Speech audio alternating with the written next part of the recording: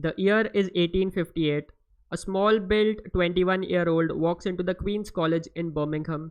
He's about to play against 8 players at the same time, while he's blindfolded, which means he cannot see the boards.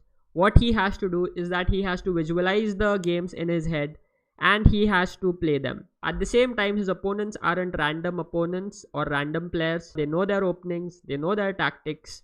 Can this 21-year-old, who's none other than the great Paul Morphy, the greatest player of that era of 1858, can he win all the games? I'm going to take you on this journey as we discover what happens, and we are going to learn from Paul Morphy's games. Let's get started. Morphy is playing with the white pieces, and with black is playing Lyttelton George Williams, who was the president of the British Chess Association during that time.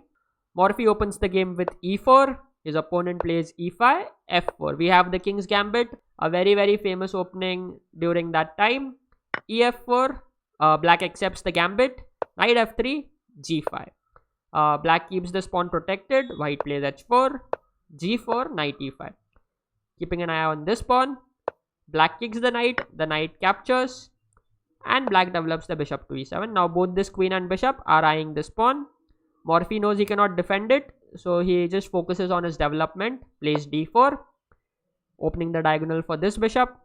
And now black captures the pawn. Knight f2, bishop f2, king f2.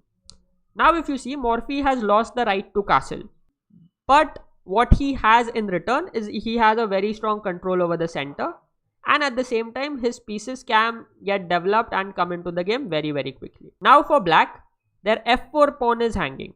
So here black had to play the move queen f6 to protect this pawn, and after black protects this pawn, they had to continue their development. Okay, like for example, knight c3, knight e7, and continue the development. This was a good way to play the position for black.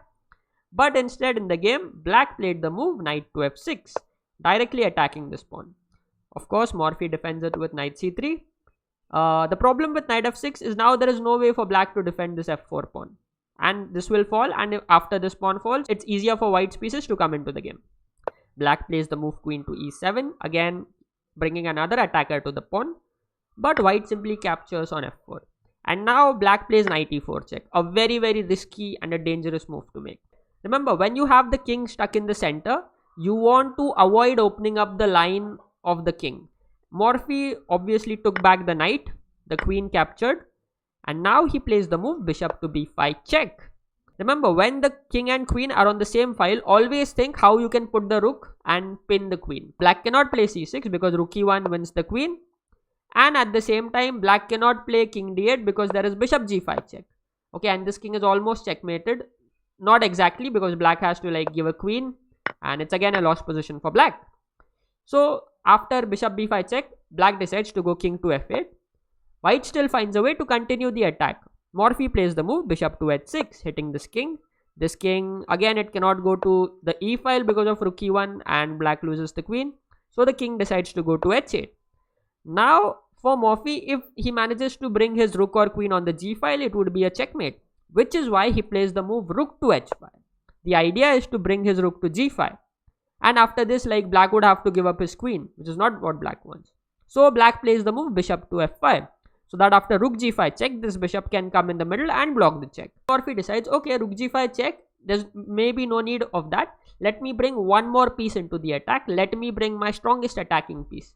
So he plays the move queen to d2.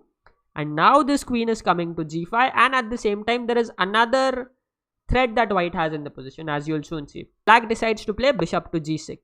But instead of bishop to g6, if black captured the c2 pawn, okay, thinking that it's a free pawn, well, it's not free, because white has the move rook to g5 check. Now where does the king go? The king cannot go anywhere. Black is forced to block the check, and after this bishop blocks the check, you capture the queen. Now this bishop cannot capture your queen because it's pinned. So black plays the move bishop to g6. And as I told you, there is another threat of queen to d2, which is what white executes in this position by playing the move rook to e1. Boom. Once this queen moves, let's say it goes to f5, there is a checkmate here. There is no way to defend against it without losing the queen, and losing the queen against such a strong player like Morphy, even though he is blindfolded, is a very, very huge handicap. So in this position, black resigned and Morphy won the first game. 1-on-1 for Morphy. Can he continue the winning streak? Let's go to the second game and find out. In the second game, Paul Morphy is playing with the white pieces and with black is playing Rhodes John. Once again, we have the King's Gambit opening, and this time his opponent plays the move bishop to c5 instead of e into f4. Morphy develops his knight with knight to f3. Black plays knight to c6. Morphy captures the pawn on e5 and his opponent plays the move d5. And already at this point, Morphy has a better position. Here, black's only way to keep the equality is to play an insane move with knight to e5, sacrificing the knight. Because after white captures knight into e5, there is no one to guard this square on h4, so that this queen is going to come into the game and invade. Remember, with the King's Gambit, after f4, one of the biggest challenges for white is to always keep a lookout for this check on this diagonal. White defends it with knight f3, but if this knight is not there on f3, you can often give a check like this. Let's say white plays g3. White cannot go king e2 because queen e4 would be an embarrassing checkmate, very embarrassing. So after g3, queen e4, this rook is hanging. But white has queen e2. And if black captures this rook, there is knight g6 check hitting at this rook and there is a check on the king. Black plays knight e7. Now remember, you cannot capture here because this bishop is there to guard the knight. So white has to capture the rook and it looks like white is a piece up, right? But the thing here is black is simply going to play d5. Next move, he's going to develop his bishop. It can be here, it can be here. And he's going to long castle and grab this knight later. And because of this reason, this position is actually equal according to the engines. So this is what black should have played. And even in practical terms, if you just know the fact that this diagonal gets weakened, you could find this knight e5 sacrifice in a real game. But in the game after fe5, his opponent played the move d5. And now Morphy gets time to develop his pieces and consolidate his position. So ed5 happens, queen d5 and knight c3. Attacking the queen drops back and now knight e4. Once again hitting at this bishop. The bishop goes back to b6 and now Morphy gets this very important move c3. So that next move they are going to play d4 and consolidate the central pawns.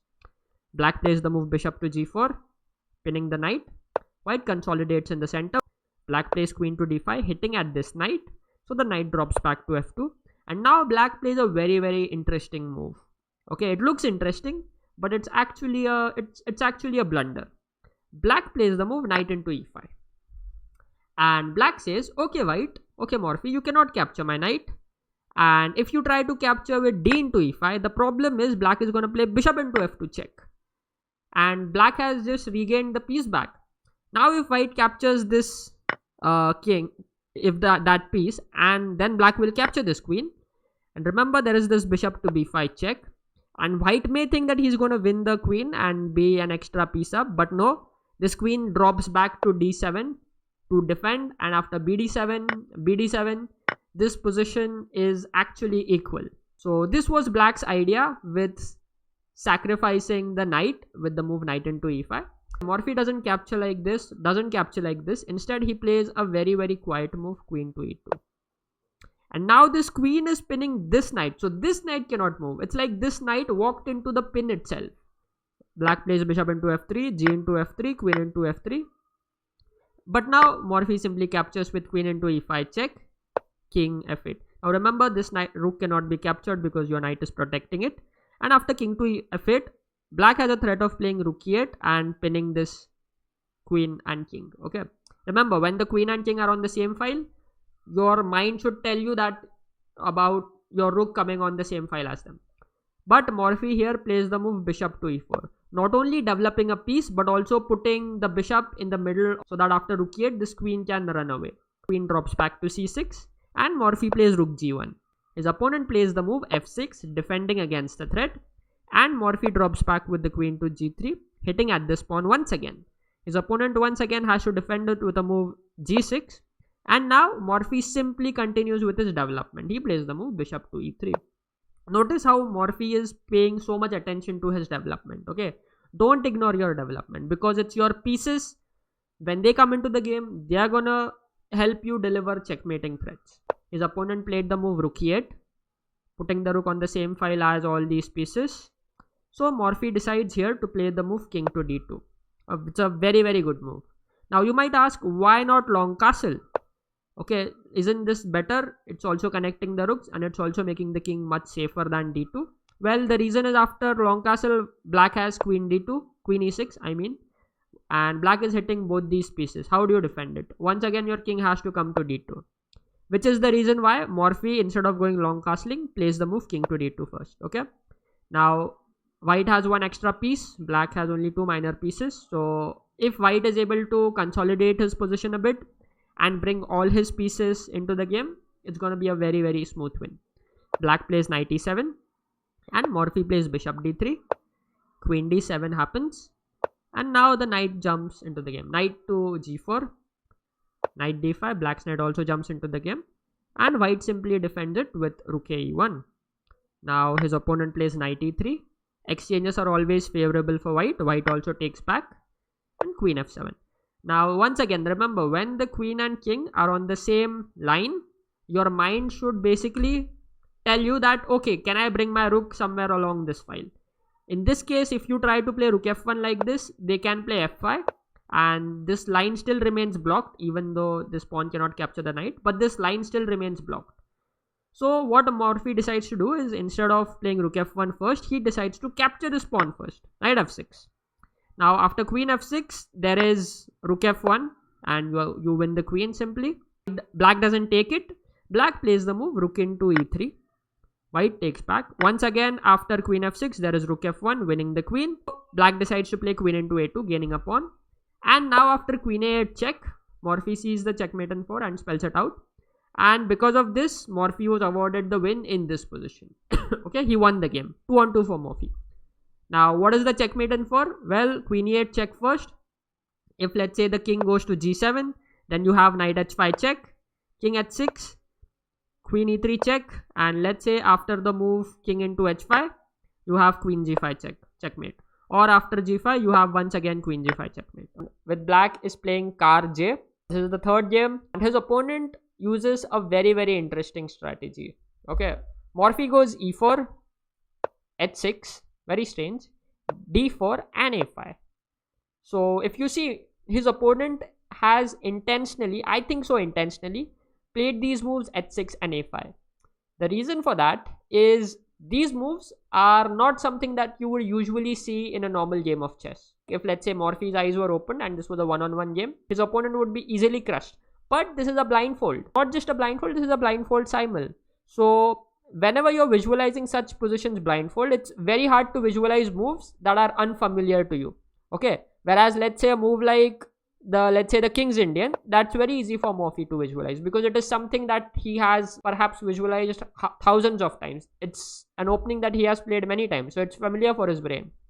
But this position h6 and a5, nobody, rarely if possible anyone plays, which means Morphy is going to be better for most of the time. But how much will it affect his visualization and how much will it affect his concentration over the other boards?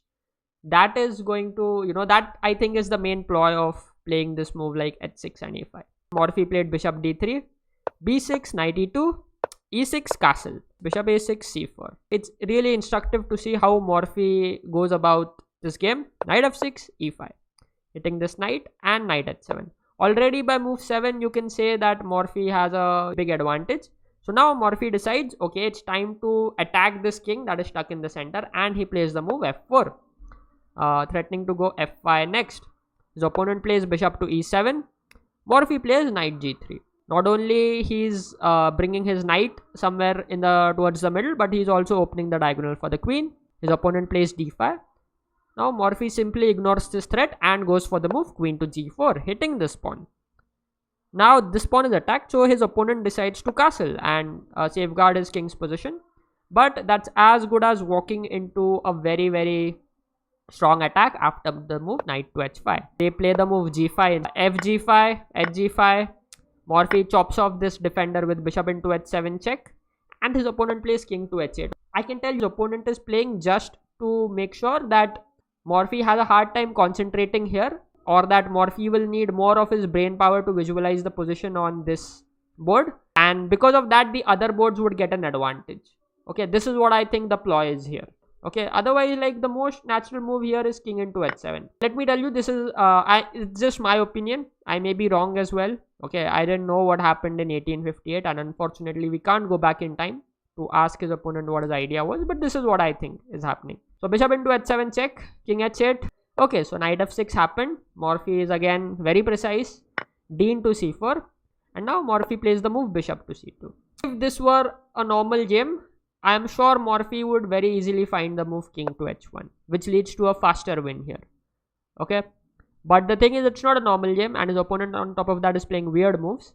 So after this, yes, white is gonna give a checkmate soon, but black still has a defensive resource and black plays queen to d4 check. Okay, black, you would expect black to resign after such a bad position, but black is like, no, I'm gonna make it as hard as possible for Morphy to visualize this. So he plays queen d4, and now there comes bishop to c5. This is the defensive resource. Okay, and white has to let go of his queen, and after white let go of his queen, it's a little harder for white to win this position. So queen c5, bc5, this is what happened. Bishop into g5 and knight to c6, developing the knight. And now Morphy plays rook f3, king g7, and bishop h6 check, king h6, rook h3 check. It's a sacrifice of the bishop, but this king is very soon going to get checkmated. King g5 is rook h5 check. Remember, if the king goes to g7, there is rook to h7 checkmate, so that doesn't work. King g5 happened, rook h5, king f4, and now very beautiful move by Morphy, king to f2. Now the threat is to play g3 check and mate this king. His opponent played rook g8, fighting till the very last moment. G3, rook g3, and hg3. Finally, the game is over. Morphy doesn't have to think about any weird moves on this board, and it's 3-on-3 for Morphy. But has it affected his concentration on other boards? Let's find out by going to game number 4. It's game number 4. Paul Morphy is playing against Avery, who is the president of the Birmingham Chess Club. Morphy opens the game with e4. His opponent plays c5, the Sicilian opening, and already this is like the best move, the best way to play against 1e4. e5 players will get triggered by this, but okay, e5 and c5 I would say are the two best ways to play against e4. Now Morphy plays d4, cd4 happened, knight f3, hitting this pawn, knight c6, knight d4, and we transpose to the open Sicilian. Here black plays the move e6, and we are in the Taimanov variation of the Sicilian. Morphy develops his bishop with bishop to e3. Black plays knight f6, hitting this pawn. Morphy defends it with the move bishop d3. Black once again attacks it with the move d5. Morphy knows that this pawn is under attack, so here he decides to chop off this knight first with knight to c6, b to c6, and push the pawn to e5. Now with there being no black knight on c6, there is nobody to capture this e5 pawn. So after e5, the knight drops back to d7. White plays the move f4, defending this pawn. Now black plays a very nice move, bishop to a6. Black just wants to exchange of all the pieces. Okay, and it's a good idea to exchange this bishop, which is kind of limited by its own pawns here. White cannot capture this bishop because there is going to be queen a5 check and this bishop is going to fall. Okay, so again I told you, the opponents that Morphy is facing are strong. They can see tactics. After bishop a6, white castled, black took, Morphy took, and bishop c5. One more pair of exchanges that can happen. Now in this position, Morphy played the move knight d2. Although I think if it were a real game, he could play something like king h1 just to get this king out of the pin, and you'll soon see why. Bishop c5, knight d2, bishop into e3, queen into e3, and queen b6. Morphy's opponent just wants to exchange all the pieces, and whenever you play against such opponents who want to exchange all the pieces, it means two things. Either they are scared of you and they want to make a draw, or either they are very good endgame players who just want to go into the endgame. Okay, it can be either of the two. And this is the reason why, before you wanted to play a move like king h1, so that after bishop e3, queen b6, at least there is no pin here and the queen can simply move away. Okay, and you still get a game with the queens on the board. But after this move, queen b6, the queen is simply going to get traded off.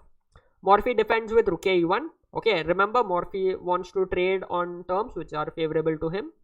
That's why rook e1, so that after queen e3, rook e3, at least this rook has got into the game. But his opponent is also smart. They don't take queen e3, they castle. They know as long as Morphy doesn't play king h1 and gets this queen out of the pin, they don't have to take this queen. Morphy plays b3, defends this pawn. His opponent plays f6, striking in the center. Very good move. Basically making play for their rooks and opening the file for this rook. A into f6, rook into f6. Now this rook guards this pawn and also it's on a nice semi-open file. Morphy plays the move g3, giving support to this pawn, and rook f8. And now Morphy finally decides it's time to get out of this pin. But after king g2, his opponent was very alert. He knew that Morphy is going to remove the queen next. So he chopped off the queen, exchanged the queens, and rook e3 and g6. Now this is an equal position, but it's harder for white to play because this is just one of the boards that white has to visualize in their head, and they're doing it blindfolded. Morphy plays the move rook f1, and this is a mistake. Okay, these are the kind of mistakes that happen when you're playing on so many boards. Very small mistake, because now after rook f1, it allows black to play the move e5, striking in the center. And the point is, after e5, basically this pawn which was a weakness in black's position, that is now no longer a weakness. Wait, e5, because after fe5 there is going to be rook f2 check, king g1 and rook d2, and black is a piece up. This pawn goes nowhere, especially with the knight and rook on the last rank. This pawn is going nowhere. So fe5 doesn't work, which means this pawn cannot move. So Morphy decides first to go rook 1 e2. Now fe5 is a threat because rook f2 cannot come. So black decides here to play the move e into f4. Although in this position black had a very solid choice with the move e4. What this pawn does is that it's first of all a pass pawn, and at the same time it's limiting these two rooks and this knight as well. Like even after c4, let's say h6, cd5, cd5, these two pawns keep protecting each other. Okay, so it's very hard for white to create counterplay. Whereas for black, they can easily play rook b1, a5, a4 and try to create some play here. Okay, they can also try to bring their knight. So it's a very pleasant endgame for black. But in the game, black decide to play a into f4, and now it allows Morphy's rook to come into the position. Morphy plays rook e7, rook on the 7th rank. Remember, f3 doesn't work because Morphy can simply capture the knight, and after this, he can simply capture this knight. Rook 8 f7. Morphy captures, rook f4, rook e8, and the game basically just fizzles out to a draw after a few exchanges.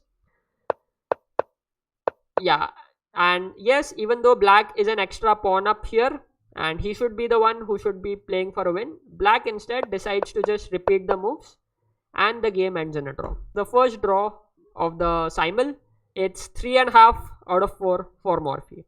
Can he win game number 5? Let's find out. 5th round, Morphy is playing with the white pieces, with black is playing Will's Adrian. Morphy opens up with e4, c5, we have the Sicilian, knight f3, knight c6, cd, knight d, e6. Once again, we have the Taimanov variation of the Sicilian. It seems to me that the 5th board opponent and the 4th board opponent were friends with each other. They knew each other, that's what I think, considering that they are playing the same openings. Morphy played bishop e3, developing the bishop, knight f6, bishop d3, protecting the pawn. And this time, instead of d5, black plays the move e5, hitting at this knight. Morphy captures the knight on c6, b into c6, and castle. Now remember, whenever white captures knight c6, bc6 in the Sicilian, it's usually considered that black has a comfortable position. Okay, because this pawn controls these two important squares, especially the d5 square, meaning that knight c3 and knight d5 won't happen for white. So d6 happens, f4, ef4, bishop f4 and bishop e7. Black simply develops his bishop and knight c3. In such positions, whenever white plays f4 and ef4 in the Sicilian, always remember you have this interesting maneuver with the move knight to g4 and to go back to e5. Okay, and what happens is, as you will soon see, let's say for example white plays queen d2. Right now black also has a threat of queen b6, and you know, like queen b6 check, king moves, and knight f2 could be a very strong threat. So that's why white has to first defend against it with queen d2, covering the square with both the pieces. Let's say black castles, h3, queen b6, king h1, and now you can put this knight on e5. Now this knight is like a monster on e5. It cannot be dislodged by any of the pawns because white doesn't have f or d pawns. And at the same time, this knight is watching all these squares in the opponent's territory and protecting this weak square in black's position. Next move, black can go bishop e6, rook b8. They can try to push d5 at the right time.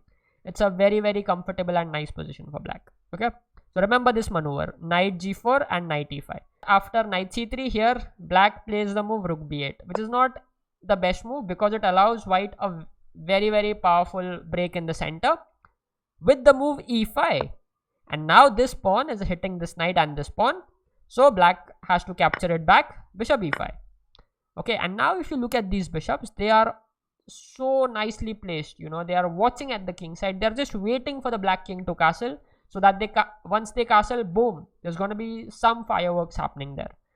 So black plays the move rook b4. Black doesn't decide to castle.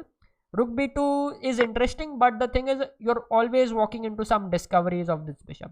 For example, if white moves the knight, it could be that, you know, your rook could come under some nasty discovery, which is why black doesn't play that. Sensible choice. They play rook b4, and after rook b4, white simply plays queen f3, getting his queen as well into the game. Queen b6 check. The king runs away, and bishop g4 hitting the queen. Now the best move for white is to keep the queens on the board with queen g3. Okay, because anytime black king castles, white is going to have serious chances to blow open this king side with all their pieces staring here. Queen g3 would have been the best move, but Morphy for some reason plays the move queen f2. And after queen f2, rook f2, the queens are traded, which means now this king feels much safer in the middle of the board, and it's going to be much harder to attack it. Okay, and we are going in an endgame. Does Morphy win this, or does this end in a draw? Let's find out. Bishop c5 hitting this rook. Rook drops back, and bishop e7. Once again protecting the knight. It seems like black doesn't know what exactly to do here. White plays the move a3, hitting the rook, and the rook drops back to b7.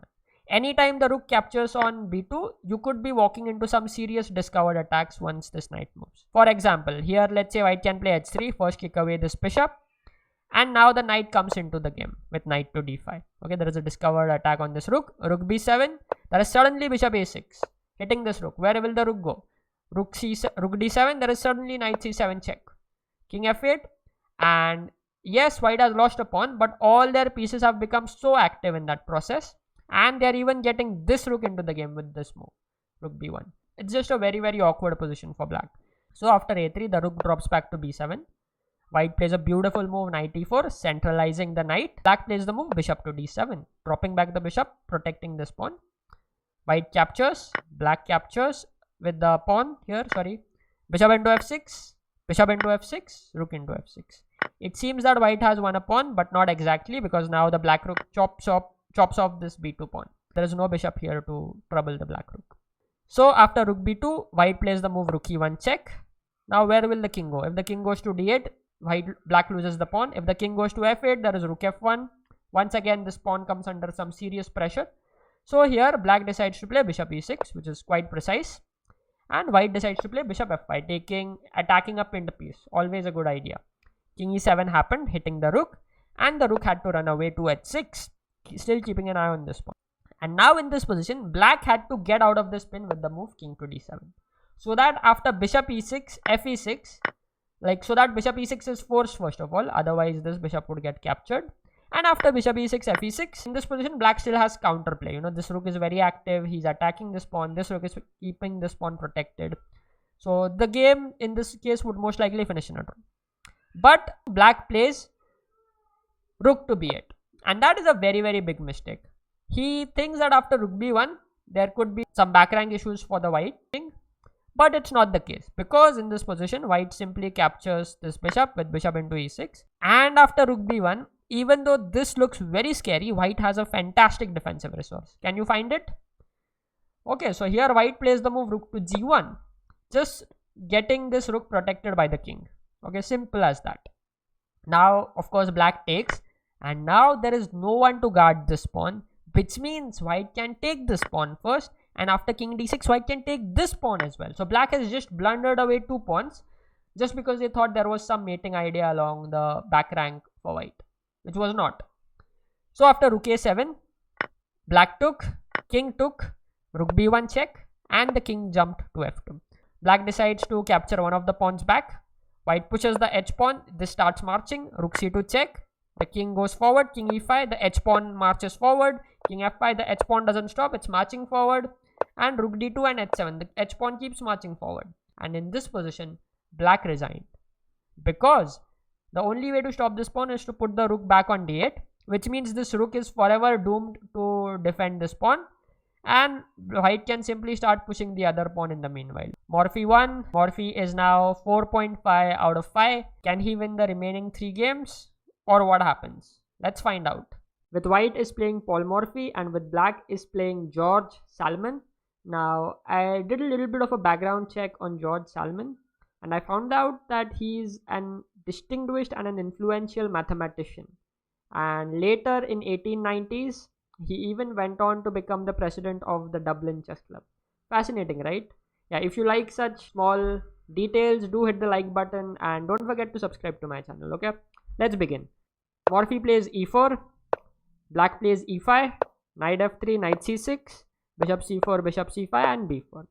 We have the Ivan's Gambit on the board, and this was again a very popular opening back in the day. Here black plays the move d5, which is not exactly the right way to respond.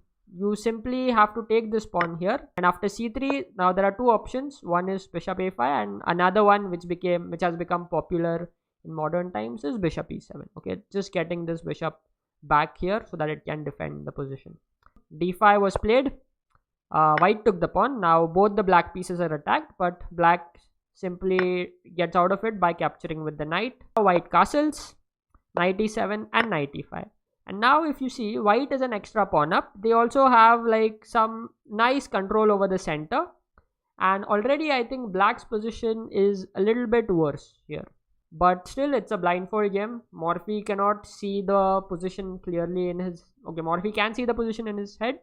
But it's not that he's playing with his eyes open that it's easier for him to exploit this advantage. He still has a big handicap. Black castled. And white played the move d4, hitting at this bishop. Where does the bishop go? The bishop drops back to d6. And now white develops the knight with the move knight to c3, defending this pawn. Black plays bishop to f5. Now this bishop and knight are hitting this pawn, which is only defended by the queen. So Morphy defends it with another piece with the move bishop to b3, guarding this pawn. Black plays the move a5. Maybe his idea is a4, but it's not the most strongest idea. White plays the move a3. And black continues with his plan a4. Now this pawn is actually free. So Morphy captures with knight into a4. Black captures knight into d5. Wins this central pawn since there is no knight to protect here. And now Morphy plays the move c4, hitting this knight. So instead of retreating with this knight, black plays the move rook into a4. And it's a very interesting move. Because now if white captures with bishop into a4, there is knight c3 hitting this queen and this bishop. Where will the queen go? If the queen goes anywhere here, white is losing the bishop. So white cannot play that. White has to go queen b3. And now black plays the move knight e2 check. Once the king moves, this knight drops back, captures the pawn and hits the queen and is beautifully centralized. And if the queen comes to e3, there is c5. Even though black is down an exchange, this knight is very powerful. These 4 minor pieces are going to create some problem for white to convert this position into a win. It's not so easy for white to play practically, even though the engine says it's better for white. Here after rook a4, Morphy decided not to go into any of the complications and he just played c into d5. The rook dropped back to a5, hitting this pawn. Now Morphy plays the move queen f3, developing the queen and at the same time protecting this pawn. This bishop drops back so that if the knight moves, the queen doesn't capture here. Morphy played rook e1, getting the rook on the open file, developing the piece. Bishop to b4. Interesting. Now white cannot capture a b4 because this rook is hanging. So Morphy had to defend the rook with the move rook e2. Now the knight jumps to f5, hitting this pawn on d4. Morphy had to again defend it with the move bishop to b2. Okay, so black is playing a series of attacking moves and Morphy is only defending. But look how even while defending, Morphy is always trying to get a new piece into the game. Queen a8, putting more pressure here and at the same time discouraging white from playing a b4 because now there is one more attacker on the a file, which is the queen. After queen a8, Morphy played a very beautiful move. He played the move g3, just clearing a square for the king. If you have seen the Magnus Carlsen and Aryan Tari endgame, In that game as well, Magnus played the move g3 and g6 and king g7 to create a breathing hole for the king. Remember, this is a very nice pattern.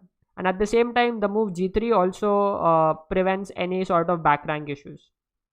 So queen a7 was played, knight g6, h6. I would say there was a small inaccuracy by Morphy. The better way to continue here is to play the move h4, threatening to play h5 next move and asking this bishop what it is going to do. But okay, there were no engines at that time and players had to think on their own. So knight g6 happened, h6 and rook e5. Now here black has a chance to actually equalize the game. He can play the move knight into d4, hitting at this queen and this bishop. Let's say white moves, black is simply going to capture on b3, and after this bishop drops back, the position is equal. Like if you see, the material is completely equal. 5 pawns for both sides. In fact, black's pieces are more active, keeping an eye on all these weak pawns of white. So knight d4 was the way to go for black.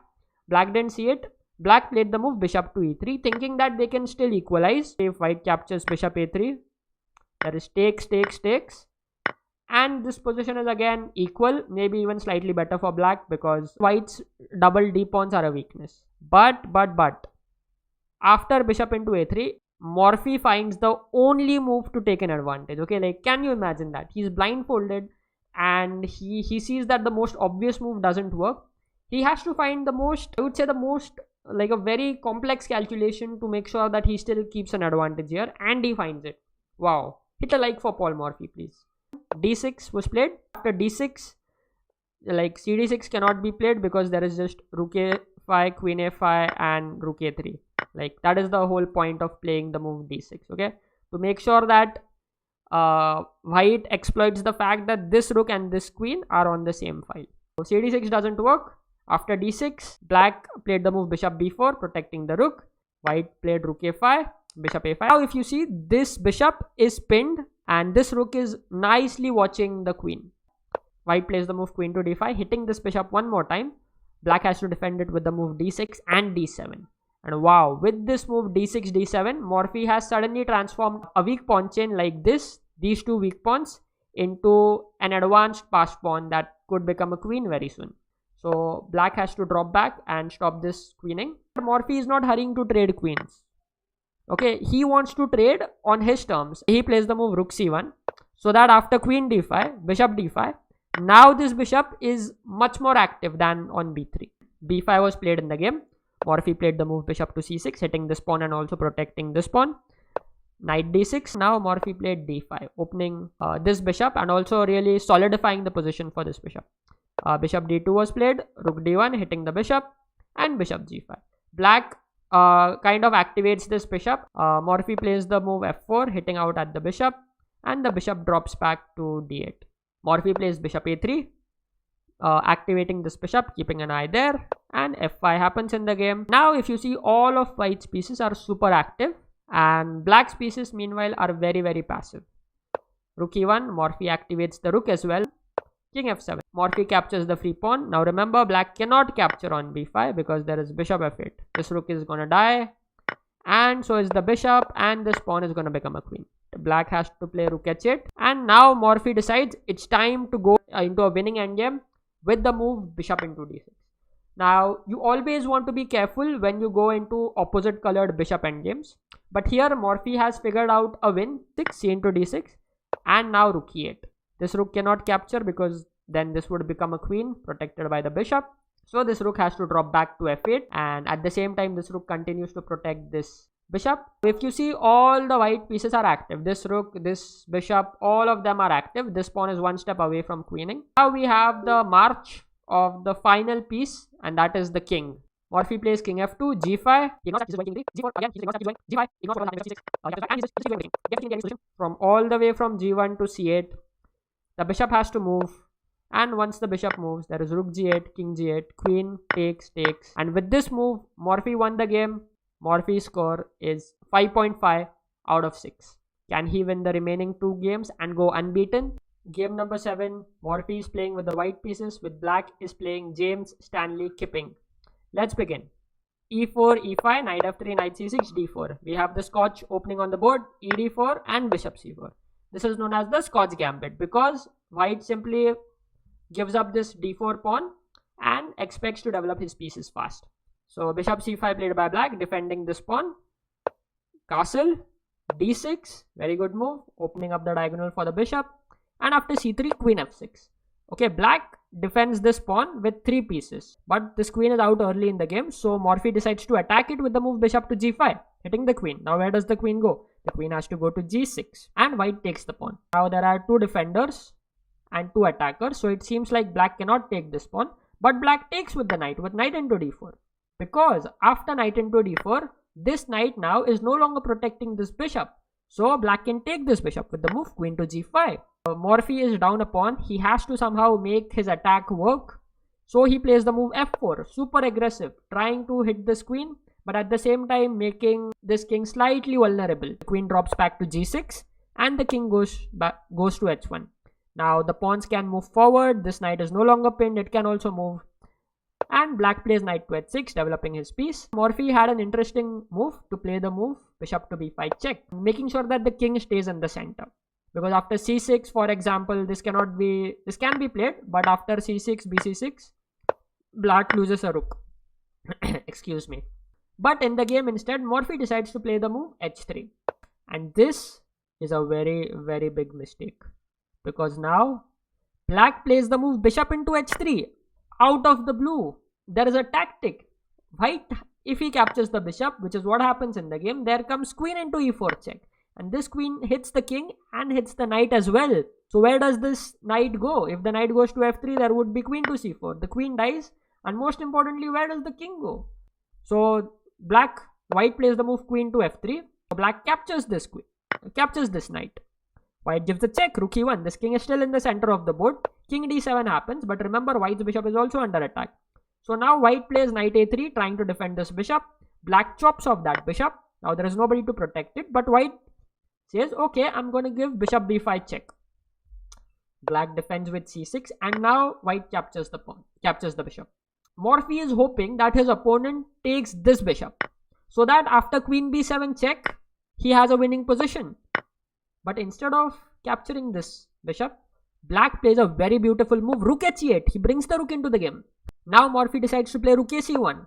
And once again, he's hoping that there is cb5 and queen b7. Now, when you are losing, you want to complicate the game. You want to make sure that you give your opponent as many chances to go wrong as possible, which is what Morphy is trying to do here. He has a bad position, but his opponent doesn't take this bishop. He's like, keep that bishop with you. I'm going to play the move d5.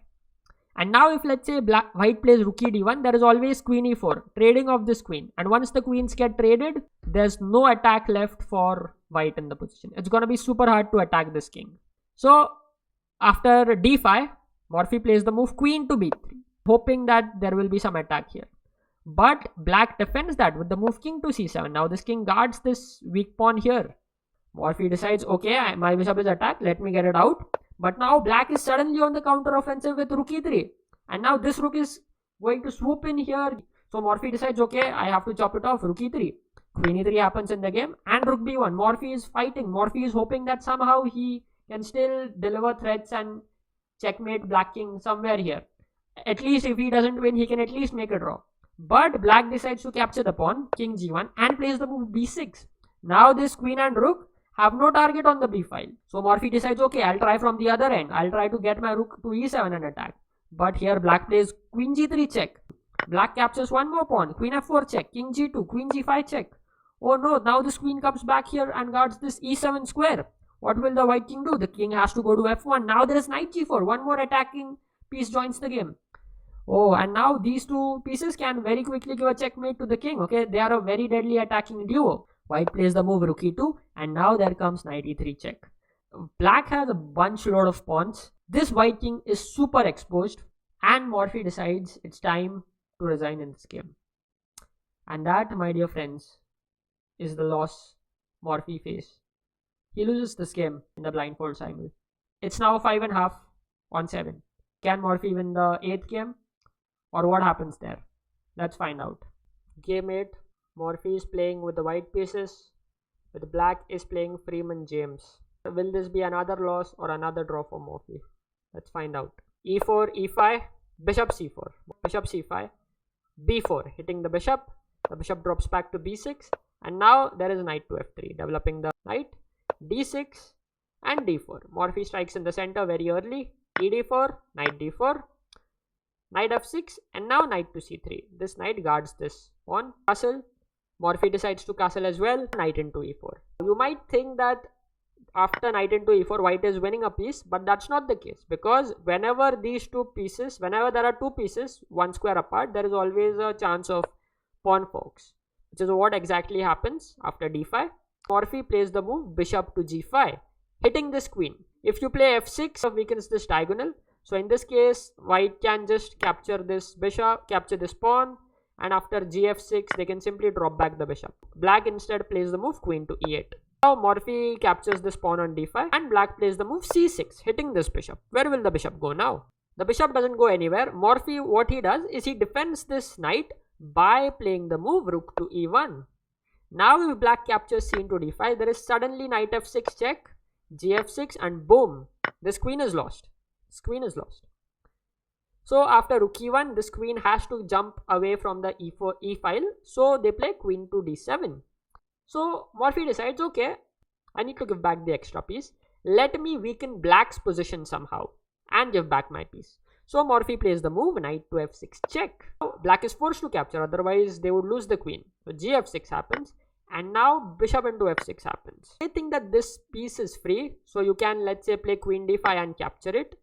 But after this, there is the move rook e5, and this rook is coming to g5 with a checkmate. Remember the first game? Remember there was a similar checkmating pattern with the bishop here and the rook coming here.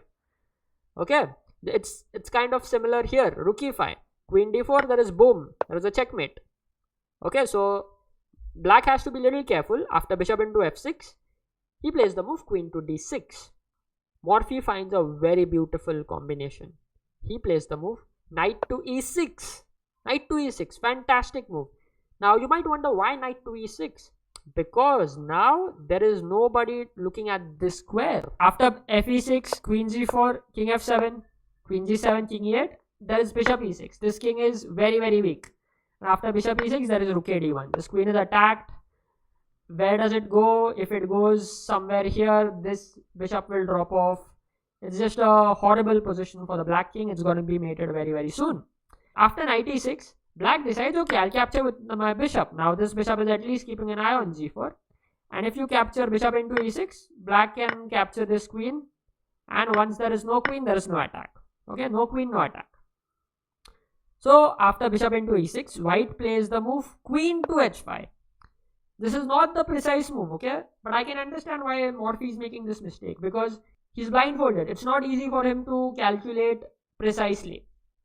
The better move would have been to go queen d2 and queen to g5. Okay, this would have been the better way. Because what happens is, after queen h5, black has a defensive resource by putting his queen all the way to f4. Black is not only attacking this, but black is also defending all these squares. This queen can simply not give a check. It cannot even go to h6 to threaten a checkmate here. This bishop is also under attack. So queen f4 would have been a very big blow for white, very big blow for Morphy, but black didn't find it. After queen h5, black played the move bishop into f2 check. Their idea is similar, but here white is not forced to capture on f2, because after you capture on f2, there is queen f4 check, king moves, and queen f6. Okay, and now black is up a piece and white has lost an important attacker here. So after bishop f2 check, white knows the importance of his bishop. White knows the importance of his attack and plays the move king h1, sacrificing the rook. Of course, the rook cannot be taken because it would be a checkmate and one move like this. So black has to play the move queen f4. Now the queen comes into the game. But the problem with this is there is the move rook into e6. And now after f into e6, there is bishop into e6 and this checkmate. First of all, black cannot capture this rook. And if black plays c into d5, there is this weird move g3. This queen simply has to go somewhere, and once this queen goes, there is queen g5 checkmate again. Or let's say if this queen goes to d2, keeping an eye here, there is still a checkmate on g4. After rook e6, what will black play? Black plays the move knight to d7, developing his knight. And now white plays a very calm move, bishop to b2. Once again, fe6 is not possible because there is bishop e6, and after rook f7, white is not compelled to take this. White can simply play the move rook f1, And let's say after you play rook e8, bishop c1. Play here, queen f6, then there is queen f7, and white gets into a winning endgame. He is an extra pawn up and he can win this position. So after bishop b2, black plays the move bishop to d4, hitting this one, blocking off this diagonal. White plays the move g3, very important move, asking this queen what it is doing here, where is it going to go. So black decides, instead of moving the queen, because let's say if black moves the queen, there is simply this check which could be just disastrous. So instead of moving the queen, black counterattacks with knight f6, hitting this queen back. White takes, black takes, white takes the pawn, black takes the pawn, and also hits both these pieces. White plays the move rook g1 check.